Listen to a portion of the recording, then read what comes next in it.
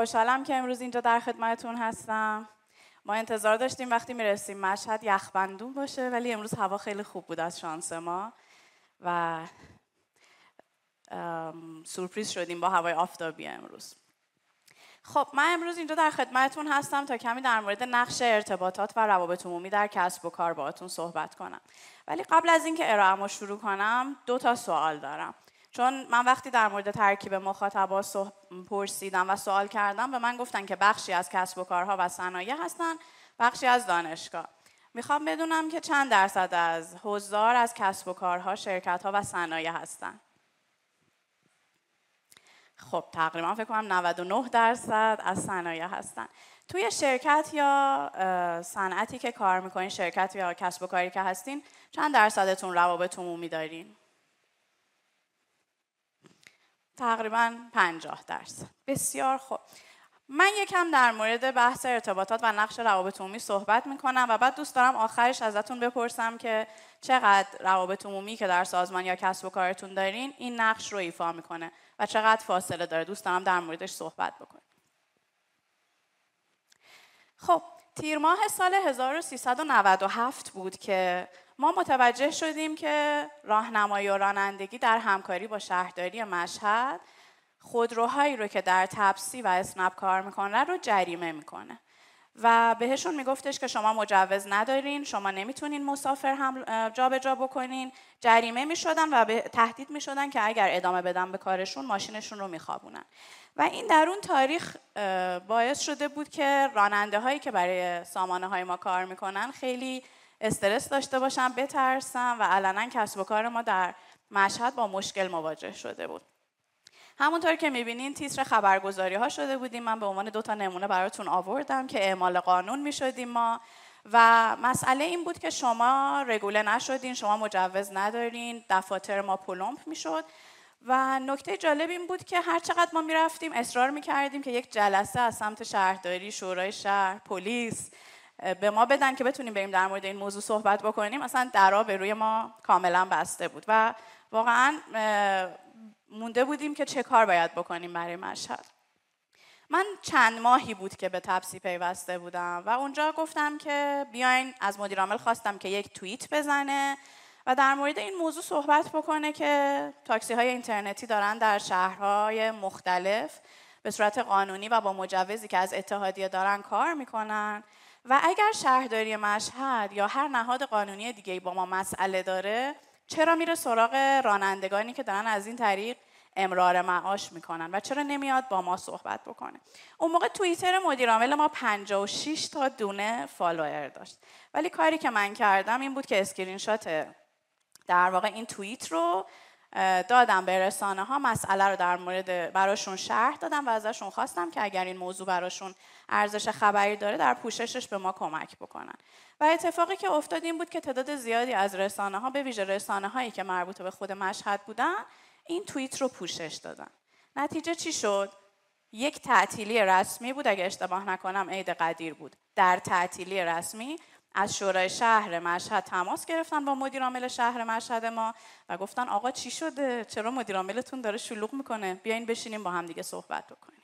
خب پس دری که باز نمیشد به روی ما با یک کار ارتباطاتی، با یک کار پیاری باز شد و اینجا اونجاست که ما میگیم روابط عمومی و ارتباطات میتونه در کسب و کار شما نقش ایفا بکنه.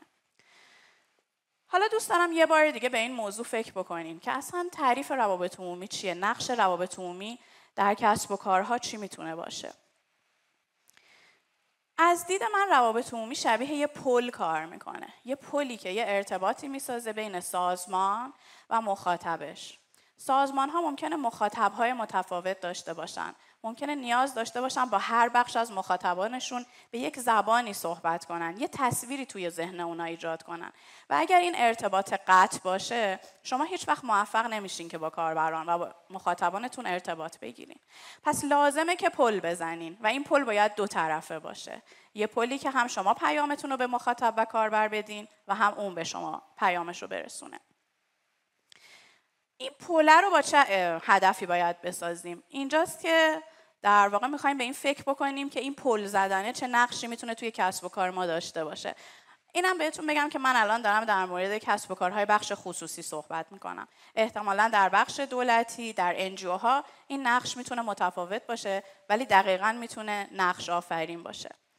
شما ممکنه در کسب و کارتون احتیاج داشته باشین که آگاهی از برندتون ایجاد کنین. دوست داشته باشین که مردم در کشور اسم برند شما رو بشنون، برند شما رو بشناسن. یک سری شاخصهایی وجود داره، بهش میگیم awareness، top of mind، aided awareness، non aided awareness. احتمالاً اگر مارکتینگ باشین با این شاخصها آشنا هستین. شما میخواین اینا رو افزایش بدین و روابط عمومی میتونه از طریق این پل زدنه و از طریق ابزارهای مختلفی که داره به شما کمک بکنه.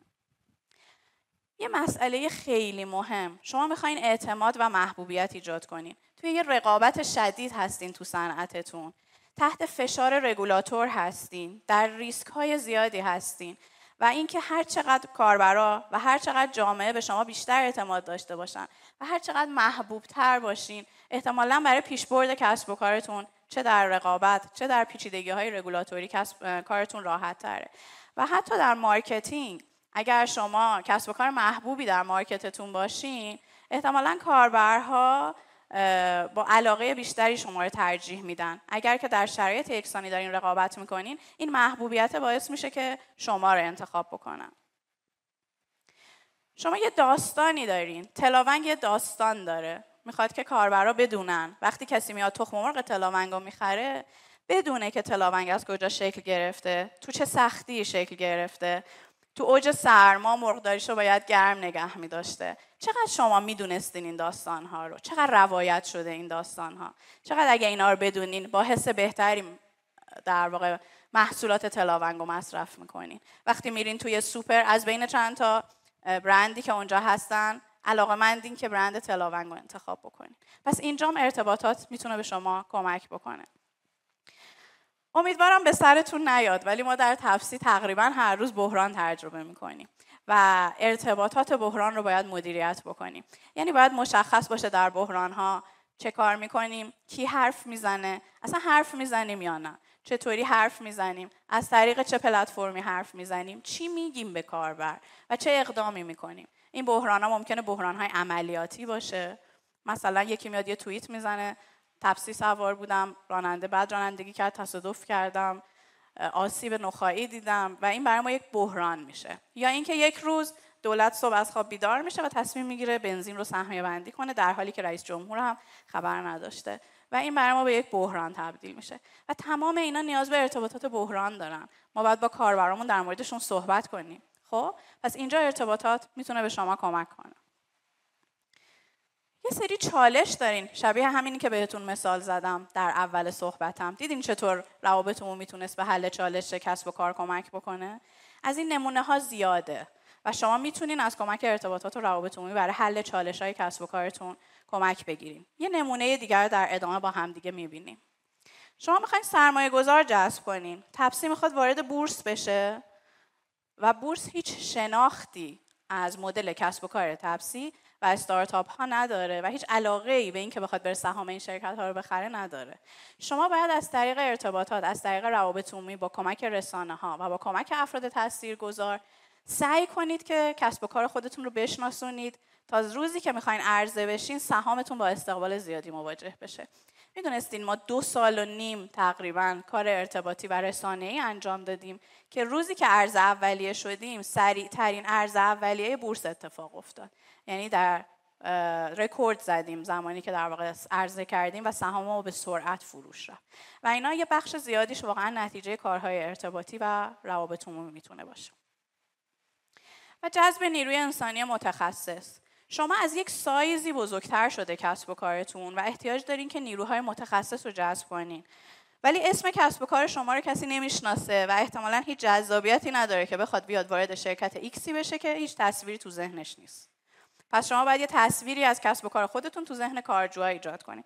ما همین چند هفته پیش بود که یک کالجی برگزار کردیم، کالج تپسی رو برگزار کردیم و یک دوره ارتباطات برند برگزار کردیم به شکل رایگان. حدود 70 نفر ثبت نام کردن و شرکت کردن و ما 4 هفته در مورد همین مباحث ارتباطات برای بچه‌ها صحبت کردیم. اینجا چه اتفاقی افتاد؟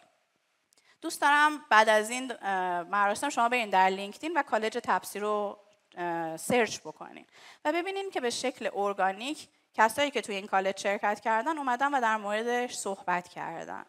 خب پس این یک تعامل و ارتباط دو طرفه‌ای بوده که ما با کارجوها برقرار کردیم. ما به اونها یک تخصص و دانش رو به شکل رایگان دادیم و اونا اومدن در مورد برند ما شروع کردن صحبت کردن و تصویر سازی کردن. پس اینم یکی از جاهایی که ارتباطات میتونه به کسب و کار شما کمک کنه و احتمالاً خیلی جاهای دیگه که من اینجا سعی کردم یک تعدادیش رو برای شما مثال بزنم. چند تا تعریف کوتاه با هم از روابط عمومی ببینیم که صحبتایی که تا اینجا برای شما داشتم یکم تو ذهنتون ساختار بگیره و شکل بگیره. روابط عمومی فرایند ایجاد یک ارتباط استراتژیک و متقابل سودمند بین سازمان و مخاطبشه. استراتژیک یعنی چی؟ یعنی با هدف و برنامه‌ریزی شده و زماندار. یعنی شما احتمالاً صرفاً با برگزاری یک دونه کالج نمیتونین به اون هدفی که میخواین برسین. احتمالاً یک مجموعه اقداماتی رو در یک بازه زمانی تعریف میکنین تا بتونه شما رو به هدفتون برسونه. و استراتژیکه چرا؟ چون در راستای اهداف کسب و کار شماست و متقابلاً باید سودمند باشه. شبیه همین چیزی که بهتون گفتم. یعنی هم ما یک ارزش افزوده‌ای به مخاطب میدیم و هم اون بر ما یک ارزش افزوده‌ای رو ایجاد میکنه. روابط عمومی تلاش برنامه‌ریزی شده و مستمر برای ایجاد و حفظ حسن شهرت سازمان از طریق ایجاد یک فهم مشترک بین سازمان و مخاطبشه. این فهم مشترکه همون تصویریه که شما میخواین ایجاد بکنین. زمانی که راننده‌های ما در مشهد به مشکل میخوردن، ما باید یک فهم مشترک بین شرکت، رانندگان و رگولاتور ایجاد می‌کردیم که آقا ما یک شرکت قانونی هستیم، داریم مطابق قانون کار می‌کنیم و هیچ ریسکی نداره برای راننده در کسب و کار ما کار کردن. پس باید میتونستیم از ابزارهامون استفاده کنیم که این فهم مشترک رو ایجاد کنیم. یا زمانی که میخوایم نیرو جذب بکنیم، باید این فهم یا تصویر مشترک رو ایجاد کنیم که اگر شما بیاین تپسی، ما مسیر رشد و یادگیری رو براتون فراهم میکنیم. پس این اون تصویریه که میخوایم تو ذهن مخاطبمون جا بندازیم. روابط عمومی ایجاد یه تصویر دوست داشتنی از برند برای مخاطبشه و محافظت حرفه‌ای از طریق شکل دهی یک ارتباط و تعامل دو طرفه. اون دوست داشتنی بودنه، اون حس خوبه که حالا بهتون میگم چطوری میشه سنجیدش. و این که روابط عمومی فرآیند ایجاد یک اتصال قلبیه بین کسب و کار و افرادی که ازش منتفع میشن. دیدین میگن بعضیا برند لاورن، مثلا اپل یک عالمه آدم عاشق دلخسته داره که وقتی یه محصول جدیدی میده حاضرن برن براش صف بکشن شبانه روز که بتونن اون محصول جدید رو بگیرن.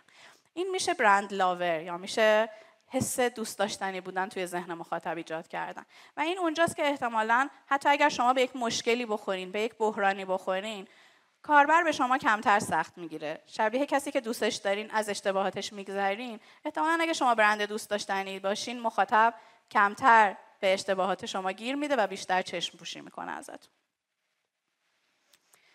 به صورت خلاصه پس یه ارتباط استراتژیک برنامه‌ریزی شده و مستمر، دو طرفه و متقابلا سودمنده، ایجاد یک تصویر مناسب، مراقبت حرفه‌ای از برند و ایجاد یک اتصال قلبی. خیلی وقتا آدما میان میپرسن که خب چه فرق میکنه مارکتینگ، روابط عمومی، تبلیغات، برندینگ، اینا فرقاشون با هم دیگه چیه؟ یکی ان با هم فرق میکنن. این تصویر رو من درست نکردم. اگر هم سرچ بکنین این تصویر رو به وفور میتونین در اینترنت پیدا بکنین. ولی خیلی ساده اومده توضیح داده. میگه که شما در مارکتینگ خودتون میاین جلوی مخاطب از خودتون تعریف میکنین. میرین بهش میگین من یه محصولی دارم که خیلی به دردتون میخوره. این مزیت و این مزیت و این مزیت رو براتون داره. در تبلیغات همین کار رو هی تکرار میکنین، بیلبورد میزنین، دیجیتال مارکتینگ میرین، نمیدونم ویدیو درست میکنین در شبکه‌های اجتماعی و خودتون هی میایین در مورد خودتون صحبت میکنین. اما آنچه که در روابط عمومی اتفاق میفته اینه که یک نفر دیگه میاد در مورد شما صحبت میکنه. یعنی روابط عمومی در سازمان یک سری ابزارهایی داره که سعی میکنه کمک کنه آدم‌های دیگه، افراد تاثیرگذار، اینفلوئنسرها، رسانه‌های معتبر شروع کنن در مورد برند صحبت کردن. و اینجا احتمالاً اونجاییه که شما یا مخاطب اعتماد بیشتری میکنین. حالا در موردش براتون توضیح میدم. و برندینگ نتیجه تمام این کاراست. یعنی در نهایت وقتی که شما میرین از مخاطب میپرسین تپسی، میگه که من میدونم که تپسی یه جایی برای رشد و یادگیری. اصلا بدون اینکه شما در موردش صحبت کنین، اون تصویری که شما خواستین رو بهتون میگه. این مشخصه که شما کاراتون رو درست انجام دادین و تصویر درستی تو ذهن مخاطب شکل گرفته. یه کتابی هست به اسم سقوط تبلیغات، ظهور روابط عمومی، که اولش یه جدولی داره و میگه که 10 تا شغلی که مردم بهشون بسیار بی‌اعتمادن. دومین شغلی که مردم در دنیا بهش بی‌اعتمادن تبلیغاته. اولیش چیه به نظرتون؟ کسی خونده کتابو؟ اولیش فروشندگان خودرو. این در واقع اتومبیل ها، جاهایی که اتومبیل میفروشن و خودرو میفروشن، مردم بهشون اعتماد ندارن و احساس میکنن که قابل اعتماد نیستن. چرا مردم به تبلیغات اعتماد ندارن؟ دلیلش اینه که فکر میکنن که شما دارین برای خودتون، برای نفع خودتون باهاشون صحبت میکنین، به خاطر اینکه میخواین بفروشین، به خاطر اینکه میخواین پول در بیارین، به فکر اونا نیستین. ولی وقتی یه نفر سومی با کمک روابط عمومی، با کمک ارتباطات میاد در مورد شما صحبت میکنه، دیگه آدما همچین فکری نمیکنن و میگن که خب این رسانه داره در نقش رسانه صحبت میکنه. اون آدمی که تاثیرگذاره داره به من واقعا تجاربشو منتقل میکنه و نفعش نیست. و شما اونجایی در روابط عمومی و ارتباطات برنده این که بتونین یک ارزش خبری و یک ارزش محتوایی ایجاد بکنین که واقعا آدم‌ها شروع کنن در موردش صحبت کردن، وایرال بشه. یک ویدیویی بسازین که آدم‌ها خودشون به صورت ارگانیک اونو بازنشرش بکنن، نه اینکه پول بدین. شما ممکنه پول بدین یک ویدیوتون 2 میلیون بار دیده بشه، ولی متوسط دیده شدنش 2 ثانیه باشه. یعنی مشخصه که اصلا آدم‌ها تا تش نرفتن، همون 2 ثانیه اول نگاه کردن. ولی شما یه موقع پولی نمیدین، آدما دلی از روی علاقه‌ای که به اون محتوا دارن اونو وایرالش میکنن و شما میبینین که متوسط دیده شدنش مثلا اگه ویدیوتون 1 دقیقه است 50 ثانیه است. اینجا هست که ارتباطات کار میکنه، اینجاست که تولید محتوا برای شما کار میکنه. یه موقع‌هایی از من میپرسن که آیا هر سازمانی احتیاج به روابط عمومی داره؟ نه، قطعاً. خیلی بستگی به این داره که شما تو چه مرحله‌ای از رشد و بلوغ سازمان خودتون قرار دارین. قطعاً یک سازمانی که تازه تأسیس 4-5 تا نیرو داره، 10 تا نیرو داره، 20 تا نیرو داره و مسئلهش تازه اینه که بیاد بازارش رو شناسایی کنه، بتونه یک تعدادی بفروشه، فیدبک بگیره، چرخه عمر محصولش رو راه بندازه، اونجا اصلا هنوز مسئله سازمان شما روابط عمومی نیست.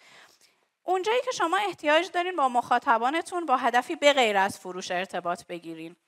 یعنی اینکه همون چیزایی که بهتون گفتم، میخواین اورنس ایجاد کنین، میخواین اعتماد ایجاد کنین، میخواین داستان در واقع بیزنستون رو بگین. اونجایی که نیاز دارین که اعتماد سازی کنین، اونجایی که با پیچیدگی و حساسیت‌های رگولاتوری طرفین.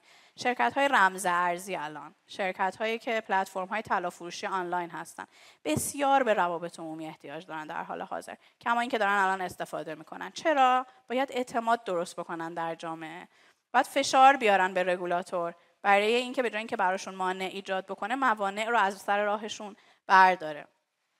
زمانی که شما شرکتی هستین که در پتانسیل بحران ایجاد شدن براتون زیاده، احتمالاً مخاطب گسترده دارین، محصولتون محصولیه که ممکنه بحرانزا باشه، مثل ما که سرویس در واقع حمل و نقل داریم و اونجا حتما شما به روابط عمومی احتیاج دارین. رقابتتون تو بازار شدیده، نیاز به ارتباط با رسانه دارین. شرکتی هستین که به مسئله افکار عمومی تبدیل شدین. آدم‌ها در زندگی آدم‌ها جاری این. آدم‌ها ناخودآگاه در موردتون صحبت میکنن. اگر در توییتر اسم تاکسی‌های اینترنتی رو سرچ کنین می‌بینین روزانه چقدر مردم در موردش صحبت میکنن، یا در فضای وب سرچ بکنین. و این که محصول یا سرویسی میدین که حساسیت عمومیش بالاست. پس حواستون باشه که واقعا همه نیاز نیست روابط عمومی به این تعریفی که من میگم داشته باشن. بستگی داره که واقعا نیاز سازمان چی باشه. قدیما در مورد روابط عمومی سالهای گذشته، 20 سال پیش، 30 سال پیش، احتمالاً این حس وجود داشت که مثلا در صدا و سیما میگفتن که اگر هر موضوعی با صدا سیما دارید با تلفن روابط عمومی فلان تماس بگیرید، یا اینکه مثلا ایمیل روابط عمومی اینه، مثلا اگه کاری داشتین ایمیل بزنید. خیلی همه چی یه طرفه بود و خیلی محدود بود ابزارها و بیشتر در واقع محدود به این بود روابط عمومی که بیاد یه خبری منتشر بکنه، یه خبری رو در روزنامه چاپ بکنه یا یک اطلاعیه‌ای بده. ولی امروز اصلا اینجوری نیست. همون جوری که دیدین خیلی گسترده تره، تمرکز رو مدیریت حسن شهرت برند و حل مسائله. واقعا آنچه که برای من روابط عمومی شخصا بسیار جذابه اینه که کجا میتونم به سازمانم کمک کنم که مسئله‌شو حل بکنه. وگرنه 4 تا خبر منتشر کردنه که احتمالاً هر کسی میتونه انجام بده، خیلی نیازی به تخصص یا مهارت خاصی نداره. و من الان اینجا هستم که تعامل ایجاد کنم، کاربر رو با خودم اینگیج کنم، درگیر بکنم و اینکه ارتباط و گفتگوی مؤثر بین خودم و کاربر شکل بدم. زمانی که من در توییتر میرم پاسخ میدم به کاربرها، هدفم ایجاد این ارتباط مؤثر است. هدفم اینه که کاربر احساس کنه دیده شده، شنیده شده و پاسخ داده بهش. یه جاهای شما میبینین کاربر ناراضی ما همین که میرین بهش پاسخ میدیم و مسئله‌شو حل میکنیم انقدر خوشحال میشه که دیگه میگه که از یه پلتفرم دیگه استفاده نمیکنم و فقط از شما استفاده میکنم چون شما به من اهمیت دادی. این جاها اون جاهاییه که واقعا ارتباطات میتونه به شما کمک کنه. و اینکه تو دنیای امروز تمرکز PR بیشتر روی رسانه‌های دیجیتال و شبکه‌های اجتماعی. خیلی وقتا از من میپرسن تعریف نقش PR در سازمان چیه؟ یعنی چه کارهایی PR و ارتباطات باید در سازمان ایجاد کنه؟ من یه تعدادش رو براتون آوردم، در موردش هم صحبت کردیم. ارتباطات رسانه، تولید محتوا، مدیریت شبکه‌های اجتماعی، CSR یا مسئولیت اجتماعی، ارتباطات بیرون سازمانی مثل ارتباطات با دانشگاه، نهادها، انجمنها، اصناف. اینا همه میتونه در سمت PR انجام شه. اگه شرکت بورسی هستین، ارتباط با سهامداران، مارکام یا ارتباطات بازاریابی و همون چیزی که در واقع در موردش صحبت کردیم. و یه نکته‌ای که خیلی خیلی مهمه اینه که ما در سازمان باید نگاه استراتژیک به روابط عمومی داشته باشیم. واقعا باید بدونیم هدفمون، مسئله‌مون کجاست، هدفمون چیه و می‌خوایم برای حل اون مسئله و رسیدن به هدف چی کار بکنیم. خیلی ساده در مورد استراتژی فکر کنیم. وقتی می‌خوایم یه برنامه‌ریزی استراتژی کنیم، اول از همه باید موقعیت الانمون رو بسنجیم. من الان کجام؟ و اینجایی که هستم مسئله‌م چیه؟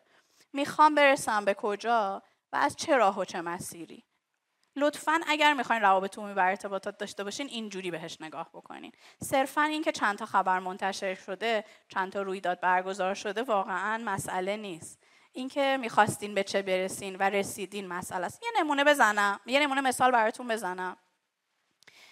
سال 98 هنوز تاکسی‌های آنلاین قانونگذاری نشده بودن و قانونگذار تاکسی آنلاین رو به رسمیت نمیشناخت. پشت سر هم دفاتر ما پلم میشدن در همین مشهد و در تمام شهرهای دیگه و ما به عنوان یک کسب و کار غیر قانونی شناخته میشدیم. شهرداری مشکلات بسیار زیادی رو برای ما ایجاد کرده بود و شهرداری و تاکسیرانی داشتن به ما فشار می آوردن که شما باید بیاین زیر نظر ما و شما باید بیاین از شهرداری و از تاکسیرانی مجوز بگیرین برای فعالیتتون. پس این اون شرایطی بود که ما اون موقع داشتیم و مشکلاتی که داشتیم.